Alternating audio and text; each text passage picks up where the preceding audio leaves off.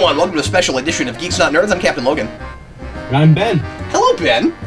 It's good to see you, man. This is Mr. Cool 210. He was on Season 4 of Who Reviews the Reviewers and made it into the top 4. Congratulations for making it into the top 4 on Reviewers.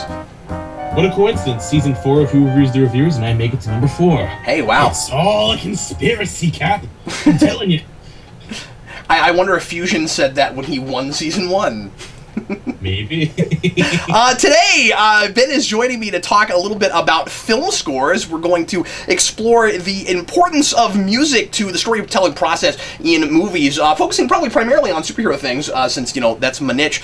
But we'll just see where things go and talk about music in general. The first question I have for you, Ben, because this is a thing that comes up whenever I discuss this topic with anybody. Are you the kind of person that likes to listen to film scores apart from the movie? Or are you the kind of person that will, like, drive around in your car listening to the orchestral music that was in a movie? About 95% of the music on my computer is orchestral stuff. Oh, really? So you do that primarily? Yeah. Okay, cool. So would you call yourself a fan of classical music or strictly film score then? Like, do you go back and listen to Vivaldi and stuff, or is it just No, it's strictly score? film scores, pretty much, yeah. But see, that makes me wonder if you might enjoy going back and listening to more classical stuff. Given I have. I like some of the more like well-known stuff, but for me, it's like the film score stuff. It's kind of like, I don't know, like I like it kind of like because it has to kind of like it's classical music but more of a modern take of it, I guess. Like I can almost imagine like people like far down the line being like, oh, this is kind of like what classical music was to them back then. Film scores is what that is to us today, sort of, because like you hear it in movies and stuff. Yeah, does it have to do with the association of the film itself that it was in? I mean, you know, you might watch a movie and the score really hits you, you know, in a place, or it's just really good music and you want to you want to grab it and listen to it, or but is it just that? Is it strictly just the melodies and what it sounds like and the mood it puts you in, or is it the association with the property itself? It depends on the movie, to be honest, because like I've had a lot of, like, a good example. I have the score to like Fan 4 Stick, and I even like the score to that movie. Really? Like a little bit. Is that a decent score? Because I remember thinking it was pretty generic, but then I wasn't focused real hard on it, and I only saw that movie once. Well, I remember I usually whenever I go to see a movie, I download the score first and listen to it before going to the movie. Yeah, so I know a few people that do that. Get kind of like a feeling for it before I see it, and so it's like, okay, this is what it sounds like on its own, this is what it sounds like when it's in the movie. And I agree with you, but it's really only one track that I like in the Fan 4 Stick score, which is called Baxter. When you see the Baxter Building for the first time, I really like the melody of that one. But most of the time, it's when a really good scene, if it's like a really good scene in the movie with a good melody, then those would be like some of my favorite like things to listen to. Yeah, I gotta tell you, man, I can't bring myself to listen to a score before I go see the movie. That is spoiler territory for me, and I would find it really distracting. I think, where like I would, because like music jumps out to me in movies. My wife and I talk about this all the time, where she and I will finish seeing a movie, and then I'll tell her about what I thought of the music, and she'll be like, "Oh, there was music in that movie." Like Sarah just does, like, and I think a lot of people are this way, and sometimes I wish I could be, because it could be distracting, where the music just becomes a part of the ambiance, the atmosphere, and you're feeling the way you're feeling, but you're not thinking about why, and it's just the ambiance. But like, so often I'll watch a movie and then listen to the score, and even just listening to it 2 or 3 times, when I'll watch the movie again, it's almost like my senses have been heightened, and I'm thinking, like, the music is jumping out at me so much because I've listened to it that it's almost, this sounds weird, but in a way it's almost like it's louder or more prominent or something. Like I'm anticipating beats to happen when they happen and that kind of thing, and I'm almost more focused now on the soundtrack than I am the movie. So I can only imagine not having seen the movie before and having that experience. I wouldn't want that in the movie theater. Well, it's sort of like a case of if I listen to a score before seeing, or like after seeing a movie, and like don't hear it beforehand, I'm always gonna remember, like, oh, this was played at this point in the movie. I wouldn't say it tarnishes my opinion of the score, but it's like I always like to see if, like, okay, would this be something I could like show to someone to listen to on their own without having to see the movie, and something that they would like maybe enjoy? Yeah, like, absolutely. Well, and like, and sometimes the score is better than the movie. So, Often like, that tends to happen. Yeah. Yeah, I mean, you get the new Ninja Turtles movie. That's my best example. I love the score for that movie, but I Really? hate the movie. Well, one of my, and this is such an obvious place to go, but it's just true, so I'm going to throw it out there now. One of my favorite film scores of all time is Phantom Menace, and that was a thing that that I bought when it came out, and the hype surrounding that movie when it came out, of course, was palpable, like it just was with Force Awakens, and they just a few months after that movie was released, they put out a double disc, maybe it was even a triple disc, I forget, but it was this big set that had all of the score going all the way through the movie, because there's very little in that movie that's not scored, so it's like a 2-hour score, and those are called like the complete score. I think I have a couple of those for like I have that for like Man of Steel, and Spider-Man and the Spider-Man movies. Oh, those are some of my favorites. Is the Spider-Man? But yeah, that's one of the most memorable scores from Williams. Like I would put, and of course, I mean these are fighting words, and he's got obviously he's kind of the big dog on campus when we're talking about film scores. But Williams,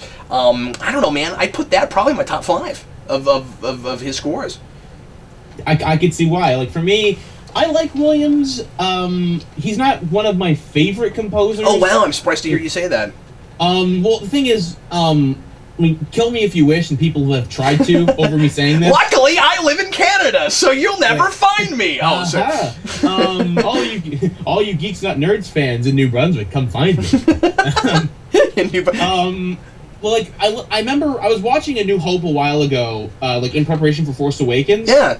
And I don't hate it, but I find the score of that movie really just like not that good, like overall. Wow. It's like it's the same like amount. It's the same tracks over and over again. Well, and Williams has certainly been heavily criticized for redundancy, which I think certainly happens with a lot of people. We can talk about Danny Elfman and a lot of scores that just sound the same over and over again. And I love a lot of the original melodies that he came up with. But then he just kind of keeps using them a lot of the time. Go back to Batman Returns, and I swear to God, Making Christmas is like all over that movie. Like don don don don don. It just keeps happening. And you're like, wait a minute, that movie hasn't even come out yet. I don't think I'm pretty sure that predated Nightmare Before Christmas. But anyway, but yeah, Williams has been like a lot of major composers that have done a lot of high profile work in just many movies.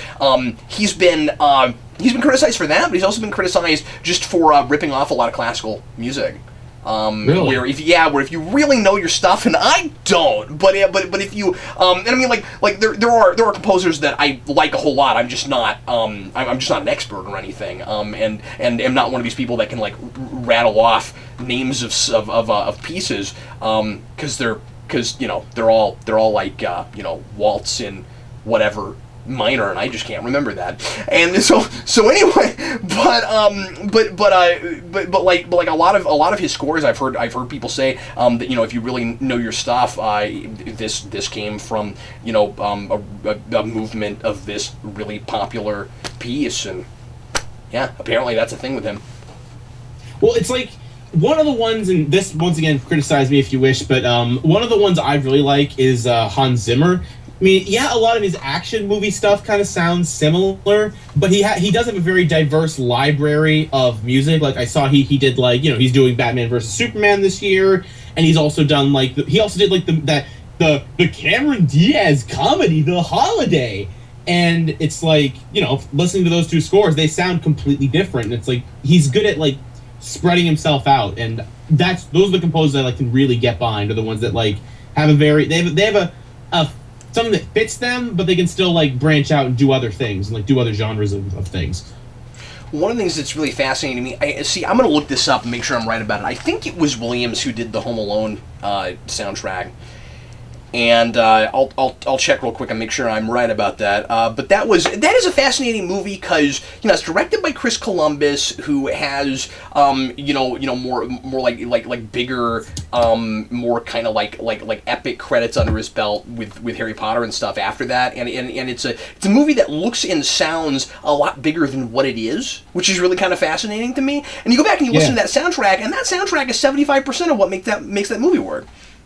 Well, it's like I remember Bob Zemeckis when he was talking about Back to the Future. Yeah, he talked to Alan Silvestri and said that the score for this movie is like that we need to make it big. Yeah, I'm right about that.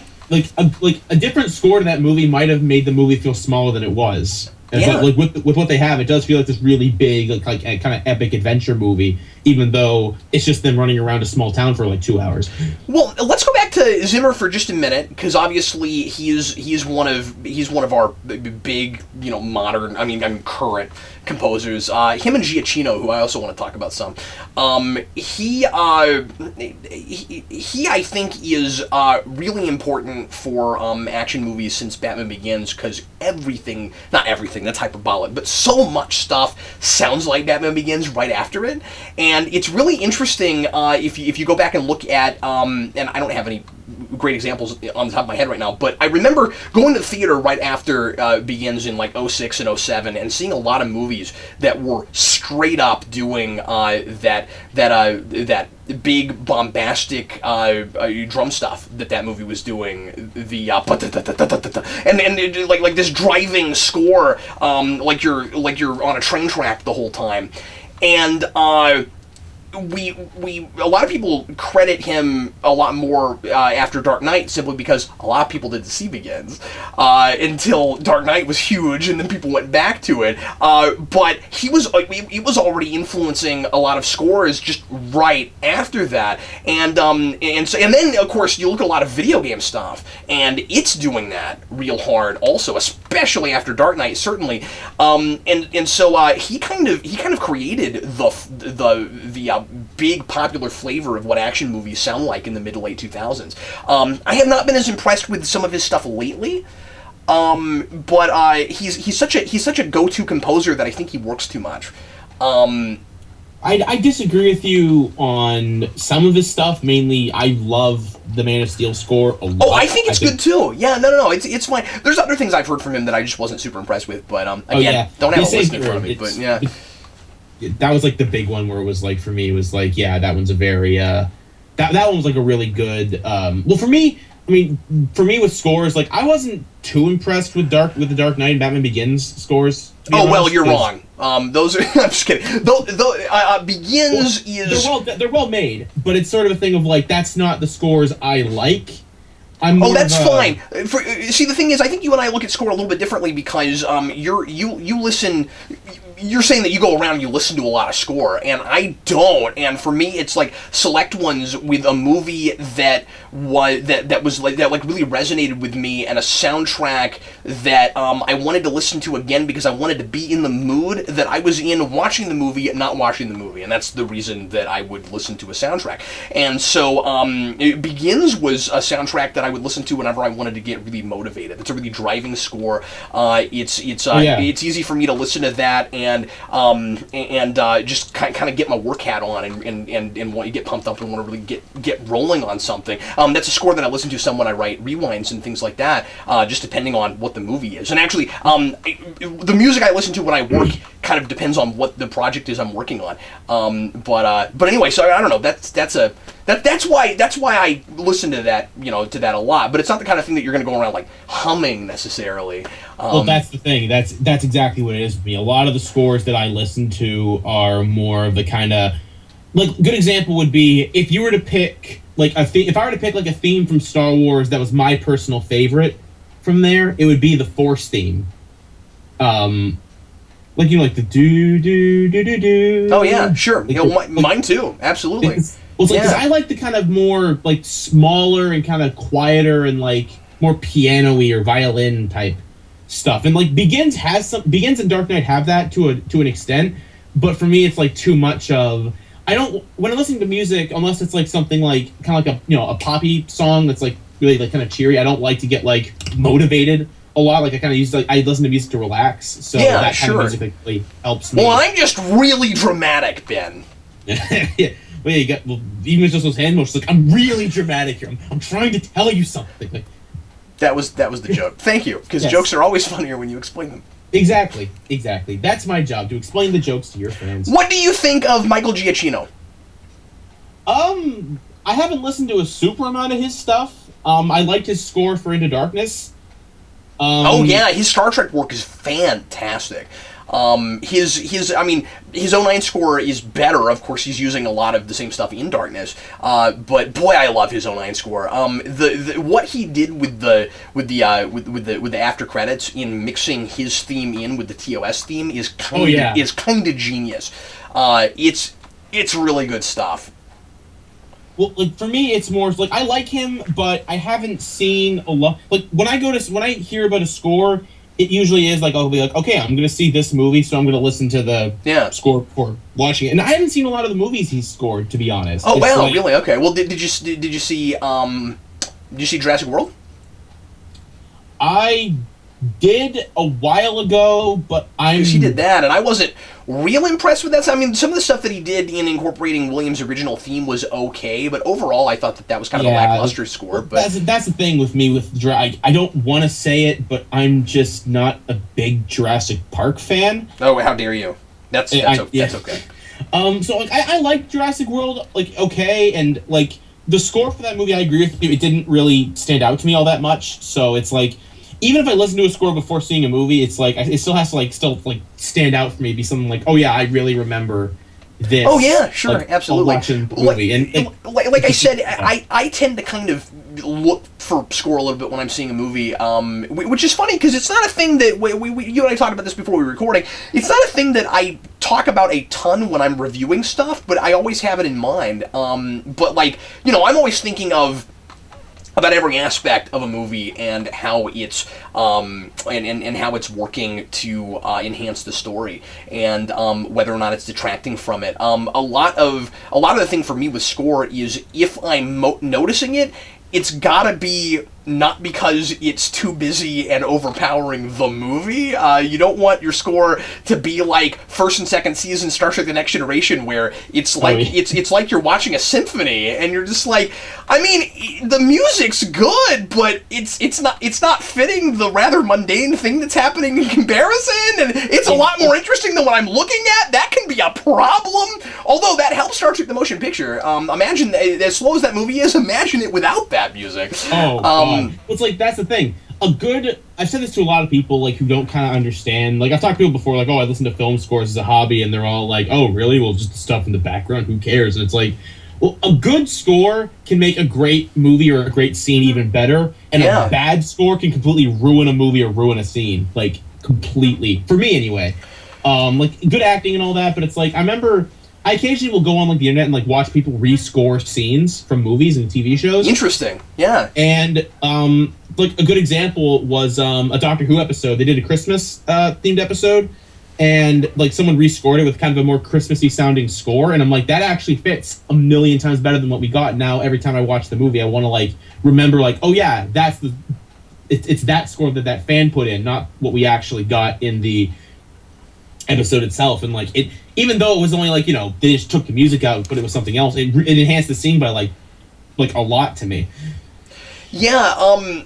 Obviously, in our modern day and age where we have music and talking, your score doesn't have to be brilliant for the movie to be great. I think that obviously during I took a class on silent film back when I was in college and watched a lot of silent movies, and boy, this is maybe goes without saying, but obviously score was really, really important back then, even more so than now, and because boy, pacing is everything. I mean, you've got to keep your viewer engaged, and so much of the emotion and heart of a movie comes from all the senses that you can employ, and so you've got what you're listening to is important. I bought one of those box sets at one point that supposedly had like a whole bunch of silent movies on it, and one of the things in it was Metropolis, which is one of my favorite films. And Metropolis, I put on with this from the set, and this was before all the extra footage was found, and we hobbled it back together, and it's missing almost nothing now, which is really exciting. Anyway, so put in Metropolis, 1927, Fritz Lang, and it had the wrong score. And not only did it have the wrong score, it had entire sections with no score, and it was completely unwatchable. It was absolutely bizarre. Compare that to a couple years either before or after, I forgot. I think it was before that. On campus at University of Kansas, where I went to school, I had the pleasure to get to see a live orchestra play the original score with Metropolis, and that was kind of the coolest thing ever. That was wonderful. But anyway, I just wanted to bring up silent film because I think that's an important thing to mention.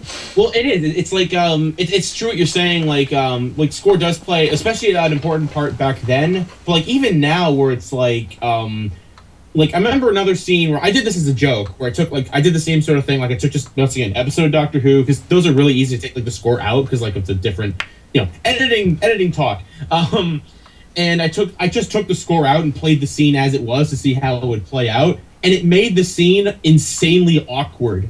Yeah, just because no one was saying anything, and just it was like I think the characters were like hugging or something, and in the actual scene, it's like this really nice like calming music, and it's like all cheery. But then like when you take that out, it's just someone hugging someone else for an extremely long amount of time, and they're staring at each other, and no one's saying anything, and it makes it really just kind of weird to watch. Yeah, I also think that music in film, and just anything on film, television, what have you, is a lot like exposition, in that you have to find a balance in telling the audience what you're intending to tell the audience with it, without holding our hands or being too overt and telling us too much of how we're supposed to feel. Which I think is a really tough balancing act, because it's amazing, and honestly, this is not something I have studied as much as I like to, and is a thing I find really difficult to analyze and articulate. When a scene is scored such that it has like really emotional, sometimes even dripping and maybe even melodramatic sounding music going along with the score, that seems like I'm supposed to feel sad now, and yet it still works. There are times where and then there are other times when you go, that's too over the top, and you're trying to make me feel something when I'm not. And I guess much of the time the balance is simply, would I be feeling something anyway because I care about these characters and I'm finding what's happening to be believable and compelling, and then the music is enhancing that as opposed to artificially trying to force me to feel something. I guess that's the deal, and that's why a bad score doesn't necessarily kill a good movie, but a good score is not going to save a bad movie. Right. Well, it's funny you mentioned that. A really bad culprit of doing that, of like having like the really overblown score that manipulates you into, oh, you're supposed to feel this way, is Full House. Yeah, well, and I talked about that on a Captain's Log just a couple weeks ago. That and that's exactly what I was thinking of when you said that. And sitcoms have that, a lot of them, going back, especially to the 70s and 80s, where and now I'm supposed to feel something. That really dripping piano music. Hate that.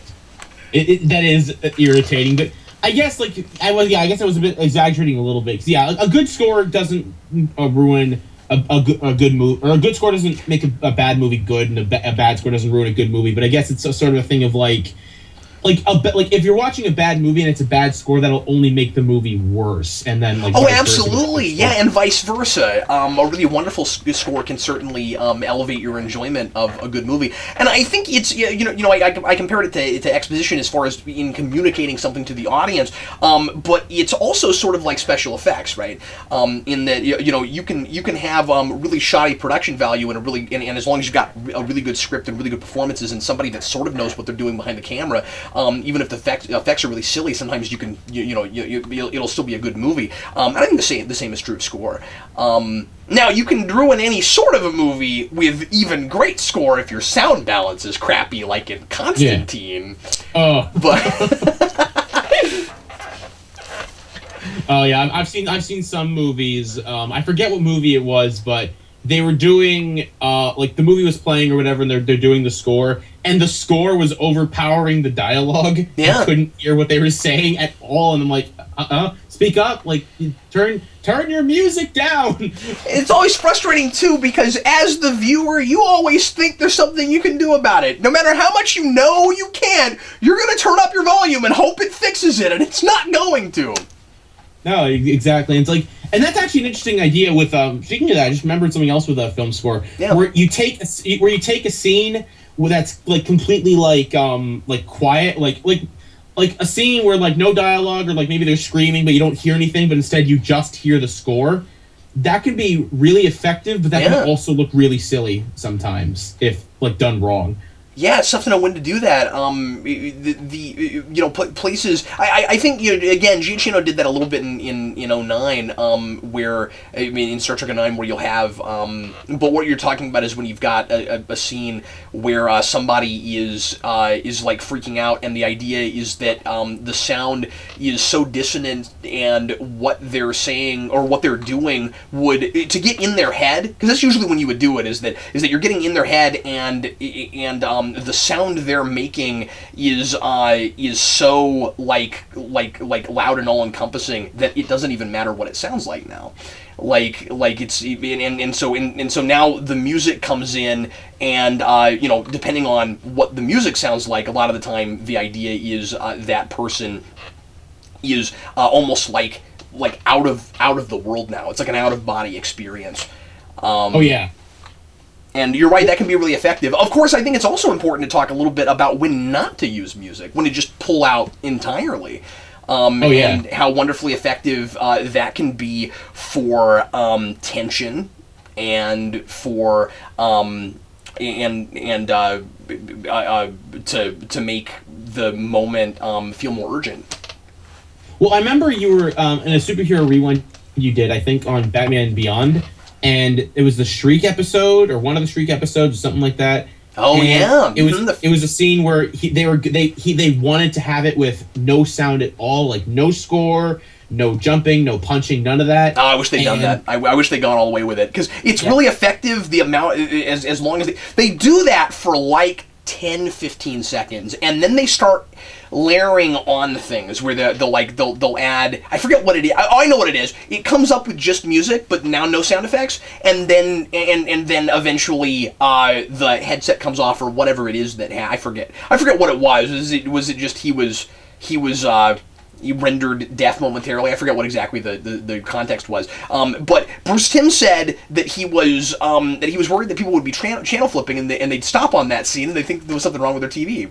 So that's why they didn't go all the way with it. And yeah, they should have gone all the way with that.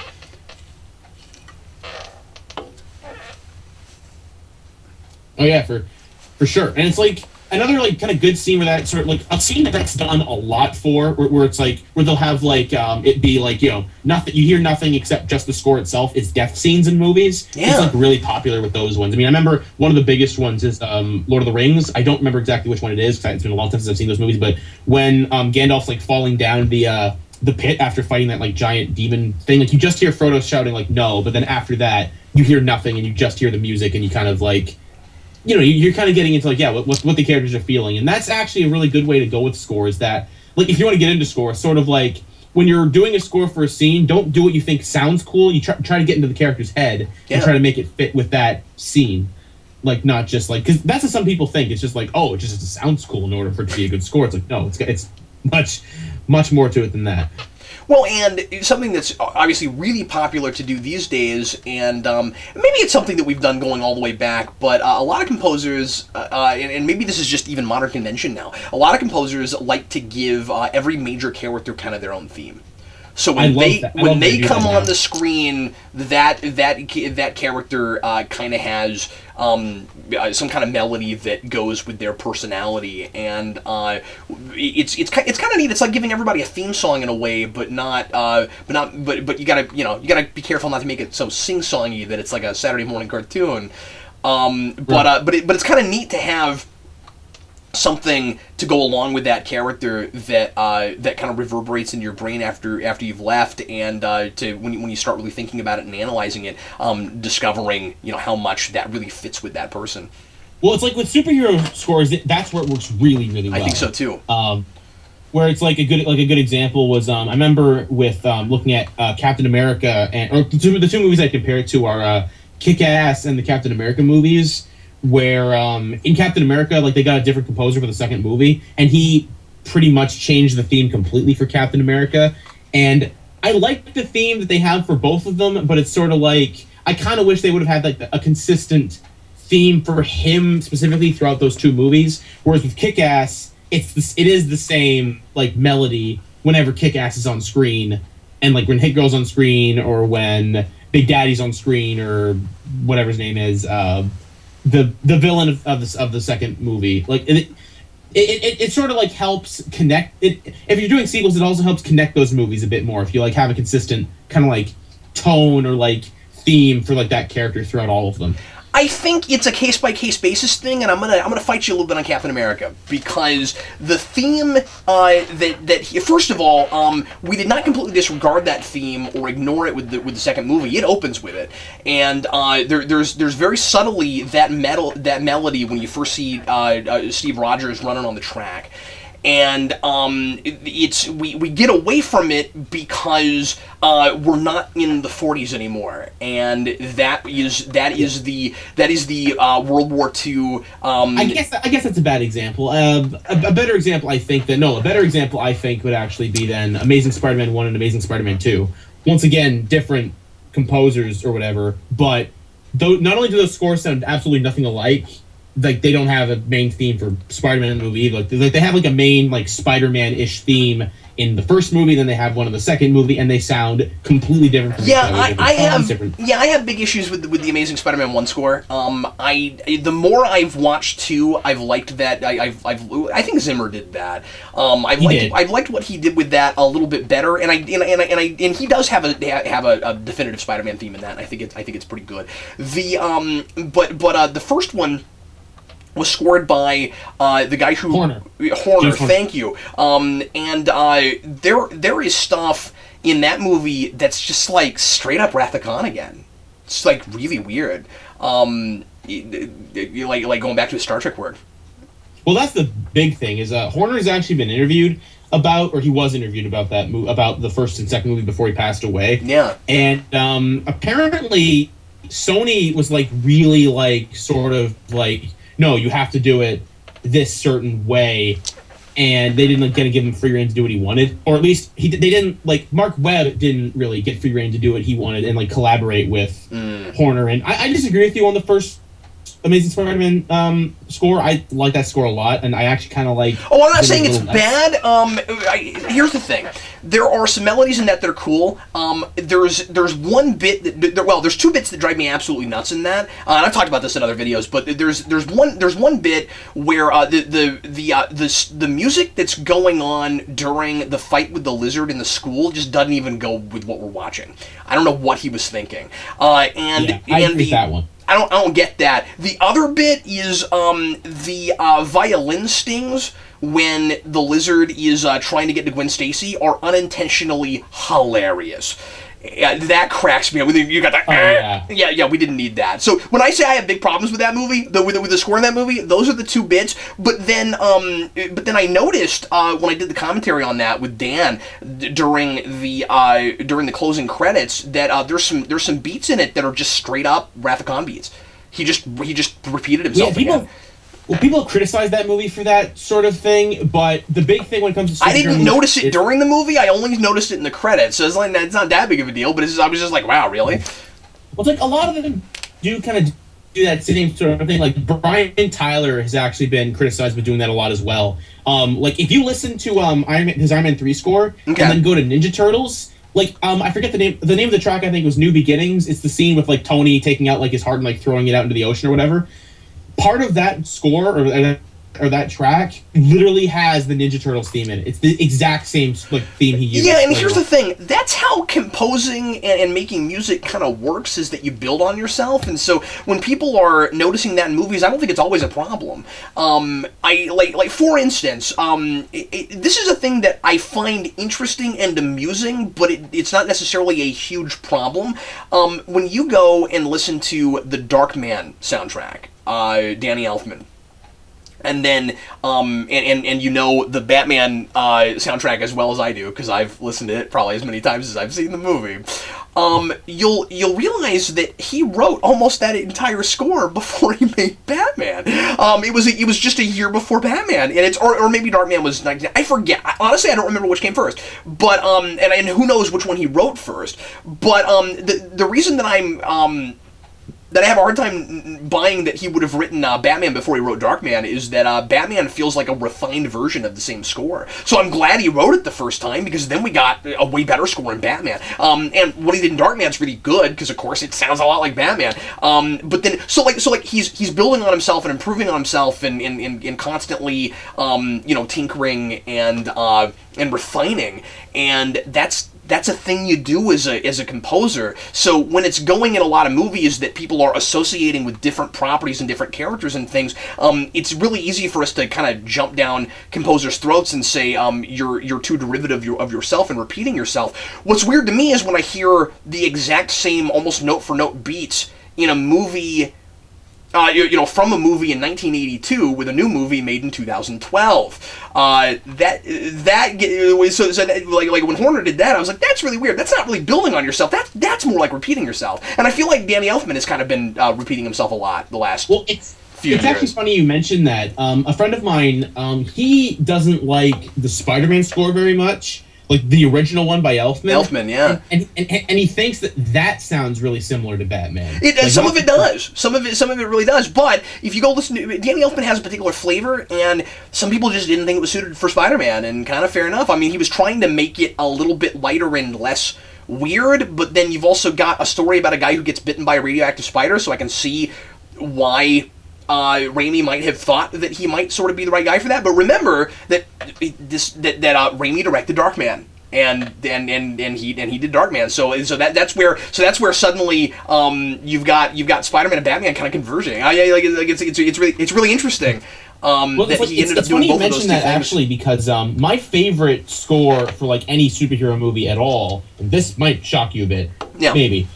Spider-Man 3 is my absolute favorite. Spider-Man 3 has an incredible opening track. When it goes from the main Spider-Man theme into that Venom theme, every time I've had to watch that, every time I have had to sit through that movie, that theme's been in my head for 2 weeks. It's really good. Well, and it's not even that. It's like my favorite track I've heard in any movie is the track that plays when Sandman confesses what happened to Uncle Ben. Oh wow, really? Okay, that did not stand out to me, but that hand to God, and once again, laugh if you wish.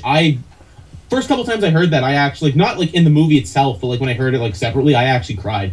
I love that. I love that track to bits. And what the thing is with that, it's like what Young did in that movie. What makes me like it as much as I do is he was inspired by what Elfman did before, because it's Christopher Young who did Spider-Man 3. It wasn't. Yeah, Elfman. I didn't even know that. I haven't looked into the. Elfman helped a little bit. They kind of like worked together a teeny bit, because Young also worked on Spider-Man 2 a little bit. Shockingly, because fun fact about scores in Spider-Man 2, this is only from what I've heard. This could be all fake, but Elfman he did a score for Spider-Man 2. But then the studio didn't like it, so they got Young in, and he redid a score last minute and added it into the movie, and that's why they got him in for Spider-Man 3. Wow, that's really interesting, because Spider-Man 2 has a pretty good score too. Yeah, but it's what he does. He sort of Young's score for Spider-Man 3, it still has kind of the same flavor that Elfman's did, but it sounds unique enough that you can still kind of tell that's not Danny Elfman doing that same score. And it really does show Christopher Young deserves a lot better than just being in Spider-Man 3. That's the only noteworthy score that he did. But, yeah, I hadn't even heard of him. Interesting. Well, it's what did you thought Danny Elfman scored Spider-Man 3? No, I just hadn't even thought about it. Well, it's that is kind of the thing. It's what if you're gonna. My advice for listening to film scores would be like they release like a soundtrack or whatever, but if you can get your hands on it, get the complete motion picture score, because that has like a good example, like the Man of Steel score, like the complete one. I think like the one I have has like over 50 tracks in it. So, and it's just like, it's listen, when you listen to as much scores as I do, it's like you kind of get to know like, okay, like when a certain like score, like you can kind of like tell a flair, and like sometimes a really bad composer is when they don't have any flair of their own, when they'll just be copying other people's score for other movies. Like this movie Ultraviolet, it's a terrible movie, but if you listen to the opening of that movie, it's the Spider-Man theme. It's the same exact thing. Wow. Like, well, not exactly the same, but it's very clearly a knockoff, and it's like, I guess I almost wish people like would pay more attention to scores than they do, because a lot of people, it's just like, oh, it's in the background. Who cares? Sure. Well, and importantly, unless you're really listening for it, I don't know, I'm of two minds about this. You gotta be able to sit down and watch a movie and it not jump out and scream at you. Certainly, I mean, it's a part of a larger whole. But at the same time, I think that the sweet spot when a score is really working is when you're not thinking about it. And, unless you're like me or you and you look for this stuff. But if you just a casual moviegoer goes into a movie and is watching it, enjoying it, leaves, and later on finds that a melody from it is stuck in their head that they didn't realize that they had picked up on and listened to, that's the sweet spot for me. That's when a score is really working in a film, I think. I agree with that. I think that's like the intention of a score. You're not really supposed to notice it, but like it kind of goes into your subconscious. And it's also amazing when you have that experience when it's working really well within, as a part of the greater whole, but it's also really listenable on its own. Oh yeah, for sure. Like one great track, I'm not sure if you've heard this one, same sort of thing. Are you aware of Murray Gold as a composer? Refresh my memory, or... The only real noteworthy thing he's done is Doctor Who. Like, he scores like the show currently. He's been doing it since 2005. And he did it. Well, I know what that sounds like. But yeah, no, I didn't know who that was. But I mean, watching that show. He did a track in season 7 of that show called "Together or Not at All," and that track is like really.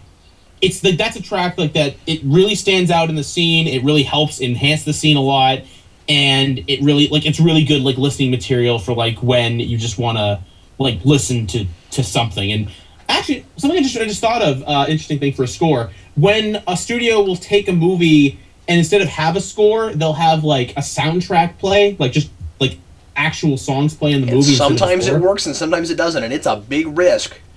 Oh, it is for sure. I mean, some do both and do it really well. Like Guardians did that really well, where it had like both of those. Yeah, and not everybody's with me on this, but I think Watchmen's one of the best examples of that. I think it did that superbly. I don't remember the score at all for Watchmen, to be honest. Oh wow, okay. That's the music was a big part of that movie. The choice of that Bob Dylan song for that opening is one of those big. Opening title sequences that really hit me in a theater, and I'll never forget it. It is that sort of thing where I remember the music itself, but I don't remember like the orchestral stuff in the movie. Oh no, fair enough, but that's because a lot of that movie is scored with popular music. You're talking 10, 12 songs. And right. There's certainly, and I think that it was that the music that was composed for that was intended to be kind of innocuous.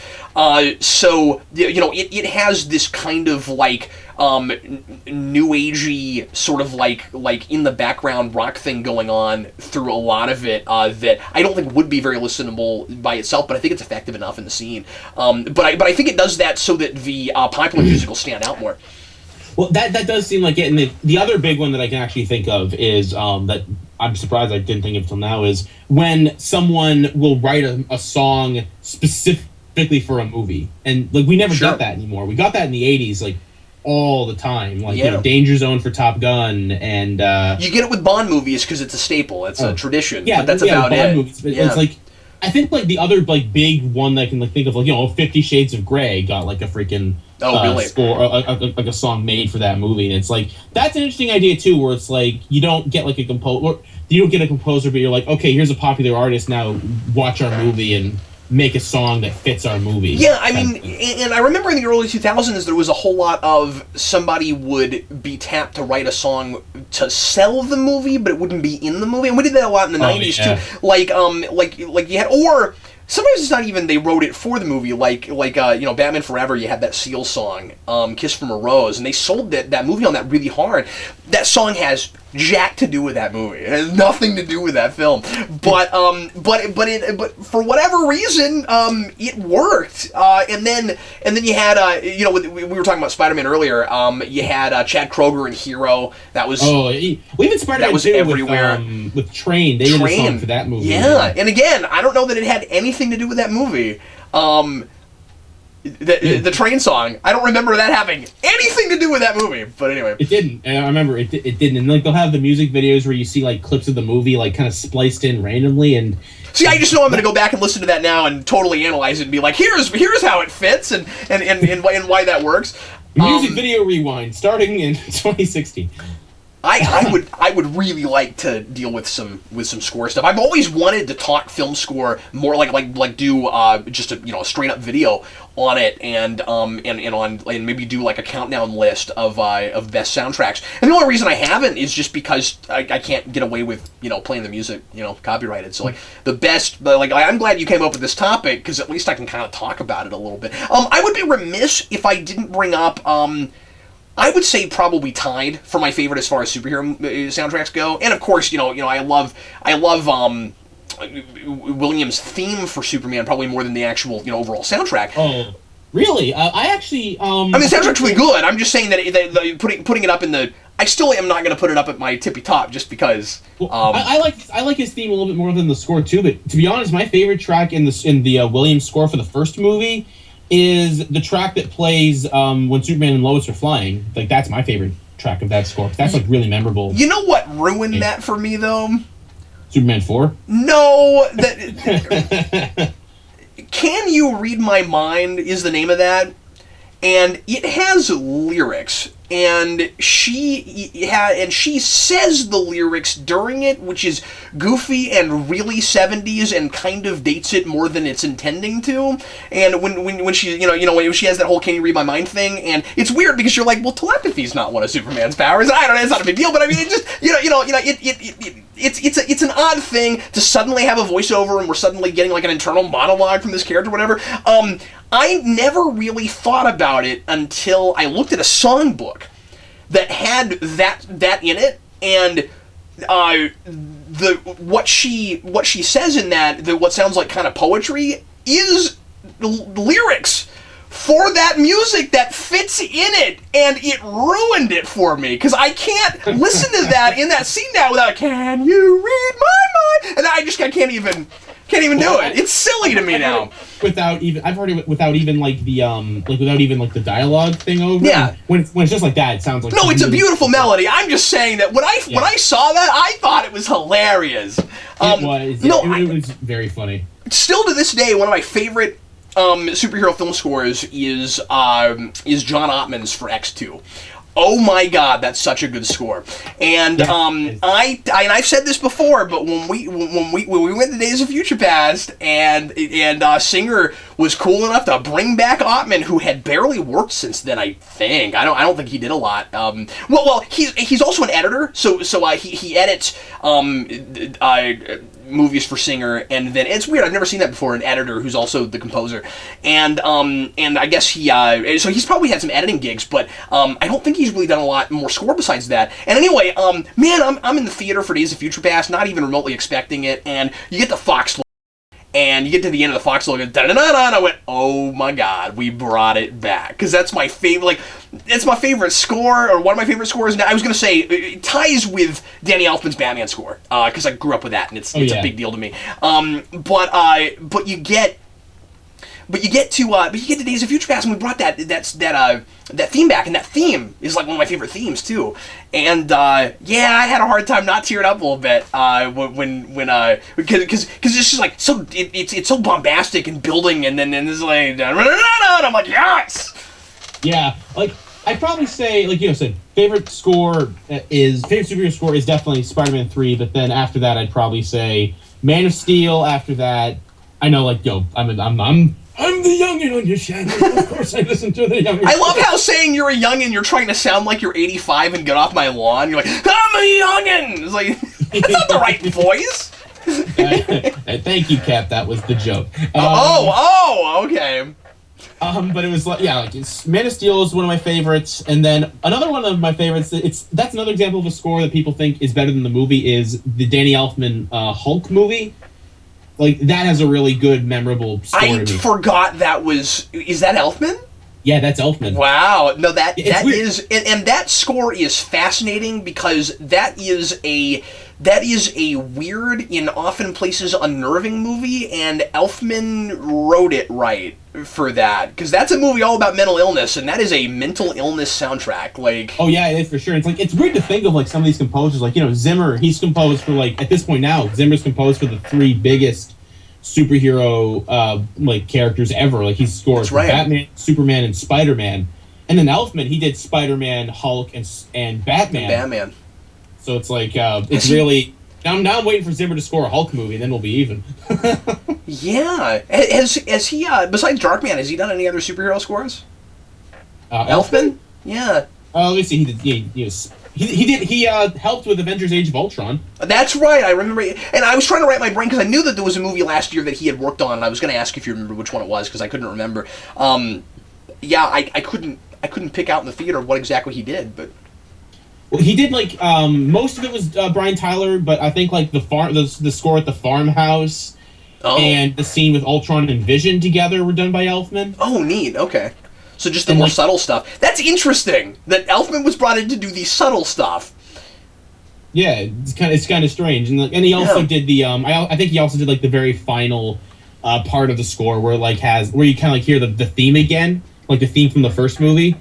Where, like, you see, like, all, like, the new Avengers, like, rising up and teaming up. Yeah. I think Elfman did that as well. Yeah, and they opened with it, too, so they bookended it that way. Yeah. One of the weirdest scores I've seen, and this one, like, I'm not sure if you've ever heard this one at all, because this is a strange one for me. It's not superhero movie related, but the Adam Sandler comedy Click has a really good score, in my opinion. Really? Interesting. Yeah, I never watched that. I've heard that's one of his only watchable movies, but I never got around to watching it. It's a good movie. It's by a guy called Rupert Gregson Williams, and like the majority of that score is kind of like chipper and like kind of goofy or whatever, and it fits the movie because it's a comedy. Yeah. But they have like Click is notorious for like the third act being like ridiculously sad and like ridiculously depressing, and they have a scene of spoilers for at this point 10-year-old movie. They have a scene where like he's like running out and like trying to like reach his son in like the rain and everything, and you'd think that'd be a really manipulative like scene with like the score playing for that, but the actual score they play is actually like really well done and like really fits the movie, or really fits the scene. It's also like kind of a good thing that fits like when you can hear it like outside of the movie, and it's like he didn't have to try with that. Like, it's weird because like, you know, it's a comedy. You could have just made like, I'm Adam Sandler, and it would have still probably worked as well. No, that's really interesting because you don't think a lot about score when you're talking about comedies or like comedy romance, like chick flicks and stuff like that. And sometimes you need a really good score to enhance those movies. That's when they go with like. That's usually when they go with like, we pick a song that already exists and we put that in the movie. Like, usually it's when it's a comedy or like a romantic. Yeah, or it'll just be the most generic piano music you've ever heard, right? Like, yeah. It'll be that kind of thing. Ben, we're coming up on an hour, so we should probably wrap up. Was there any, no, you're fine. Was there any other aspect of this you wanted to tackle, or any other movies you wanted to bring up? The only other topic I can sort of think of is like, what are your thoughts on, I guess, like an actual like theme for theme for a movie that like sticks out like throughout, like not like a character thing, but like a good example is like Back to the Future. Right, where, like, sure. That score like has a consistent right. Yeah, like through all of the movies. Like, do you think it should do that? Like I've seen people criticize that as like each movie should stand on its own, so each score shouldn't have like a consistent like thing going throughout all of them. But I think it does, like, it helps. Like if it's a trilogy of movies and you have like this consistent theme playing throughout all of them, it really helps. What I like connect the about movies Back to the Future is how tongue-in-cheek they are about it, because depending on what time period you're in, we'll play that score in a music type that's reminiscent of that time period. So you get to the Western theme, and we're doing a Western style version of it, and we really mixed that up, and the Western score in 3 is really memorable because of that. Back to the Future 3 is of course an interesting case because it's kind of a forced trilogy, where you got to the end of the first movie and they didn't think they'd get any more, so then they did 2 more, and they went part 2 and part 3, which immediately tries to invoke the idea that it's one big story, even though it's not really, but it kind of is. You know what I mean? So in that particular case, yeah, different. Keep the same score. I don't mind that it's the same main theme running throughout it, because I think that the score itself beyond that is varied enough, and I don't get sick of it, and I'm not like, this is sing-songy and irritating and gets my head in the wrong way. I also think the epicness of that score, and it feels like another an epic or a superhero thing, right? And that's fun because of how small scale it is until we're dealing with time travel. So I liked it. What we have there is a family comedy and a family drama, and but with, of course, this genre bent, and so it has the big genre bombastic theme, but that's not exactly what it is and what it's about, and so that's kind of fun. So I really like it there. I like it in Jurassic Park. Okay, and then we were talking about X-Men. That's a case where, since that's not a true trilogy, and a trilogy in each story is very much its own separate story, I like that we're doing a different theme every time.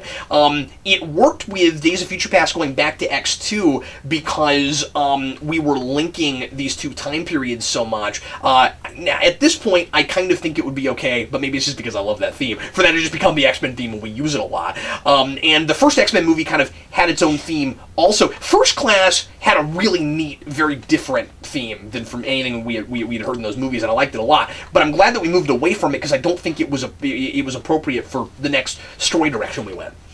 Oh yeah, well, it's like they did that a lot in 80s movies and kind of 90s movies, where it would be a consistent, or movies that we remember from those time periods where it'd have a theme and it would stick out through all the movies. Jaws did it, Jurassic Park did it, Batman did it, Halloween. A lot of those horror movie franchises do that. Yeah, and it's that now you don't see that as often. You sort of see it as the one movie gets the one score, and then it might be different for a good example is the Iron Man movies, with Marvel, they all sound radically different from each other, all the different scores. Yeah, you're right, and that's really interesting, because Avengers got a theme, but then you kind of expect it to. It almost has to. Yeah. And even still, that soundtrack for that second movie sounds quite a bit different than the first. Not that I've scrutinized it real hard or thought about it a lot, but... No, it's still a good track. And then, same thing with Thor. Thor has different... it doesn't have the same sort of, feel throughout the next one. And Captain America, Captain America makes sense, like you said. And then, Hulk, I was going to say Hulk, but, then Spider-Man again. Well, I just feel I didn't mean to attack you on that, but I just feel with Captain America, we're talking about 2 movies with very different genres, even, and that's done on purpose. So I felt like it made a lot of sense to move. Well, let's see with Civil War. If Civil War has the same kind of music from the second movie, because that has the same composer as well. Because that's another reason why it sounds different, is because they get a different composer for each right, movie. and that person wants to put their mark on it, put their stamp on it. Sure, right. And also it's very difficult when you have your own sound. And it's cool. Just like with directors, it's cool when they don't sound exactly the same. It's cool when directors can do different movies that don't look exactly the same, and they're really versatile. But you get a lot of composers that have a specific sound, and it's very difficult to ask a composer to work around somebody else's theme. That's very much their style. And that's why I think Giacchino was kind of had kind of a rough job with Jurassic World, because he and Williams are kind of worlds apart in the way they score. Oh yeah, for sure. And it's a good example, even just going back to Iron Man or whatever, and with the Marvel movies, I can't remember the score for those movies very much at all. The Marvel Cinematic Universe movies, for the most part, those scores are very forgettable to me.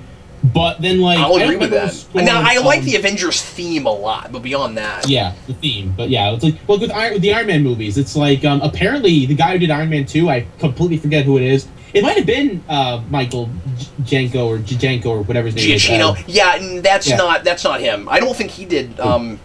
I don't think he's worked on any of those. I remember who did Iron Man 2, but apparently he only did that score within a week. Oh my goodness! Well, that's how that's how that whole movie was made.